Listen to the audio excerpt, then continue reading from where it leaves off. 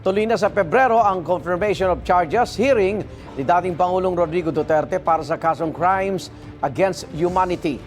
Ito ay matapos ideklara ng ICC Pre-Trial Chamber 1 na fit o kaya ng dating Pangulo na humarap sa pagdinig sa ICC. Kaya unang balita si Salima Refran. Rodrigo. Sa February 23, matutuloy na ang confirmation of charges hearing para sa kasong crimes against humanity laban kay dating Pangulong Rodrigo Duterte sa International Criminal Court o ICC.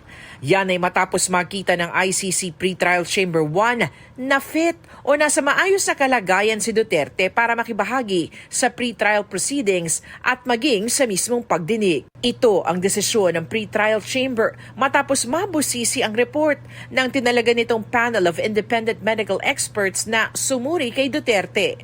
Matatanda ang pinagpaliban ng confirmation of charges hearing na dapat sana ay noong Setyembre ng nakaraang taon dahil sabi ng kampo ni Duterte ay hindi siya fit to stand trial.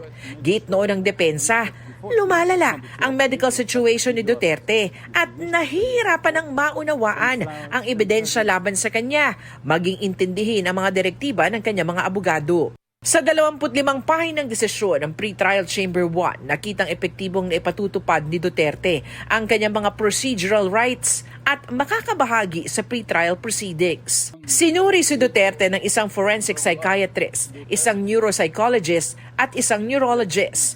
Naniniwala ang panel na may mental capacities ang dating Pangulo na maunawaan ang hinaharap ng mga kaso at ebidensya, pati na rin ang magiging proseso at posibleng kahinatnan ng pre-trial proceedings. Sabi ng Pre-Trial Chamber 1 na sa legal na mga prinsipyo, hindi naman daw kinakailangang nasa highest level ang kahit na sinong sospek.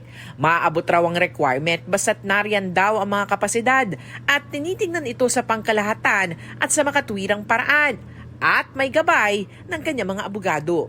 Maglalabas naman ang Pre-Trial Chamber 1 ng schedule at direktiba para sa pagdinig. Samantala, mananatiling nakakulong si Duterte sa ICC Detention Center matapos ang periodic review ng pagkakakulong nito. Wala raw nakitang bago o nabago sa katayuan ni Duterte para hindi na kailanganin ng pagkakapiit. Ang report naman sa kalusugan ng dating Pangulo, hindi raw sapat para baliktarin ang naunang desisyon ng ICC na ibasura ang hiling na interim release. Nakaharap si Duterte sa crimes against humanity, bunsod ng kanyang madugong kampanya kontra droga.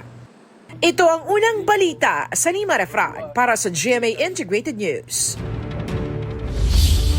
Dismayado ang kampo ni Duterte sa desisyon ng ICC Pre-Trial Chamber 1. Ayon sa abogado ni Duterte na si Atty. Nicholas Kaufman, hindi sila pinigyan ng ICC judges na magpresenta ng mga obserbasyon na medical experts na kinuha ng defense team para suriin ang lagay ni Duterte. Iapila raw nila ang pasya ng Pre-Trial Chamber 1 at igigit na hindi nabigyan ng due process ang dating Pangulo.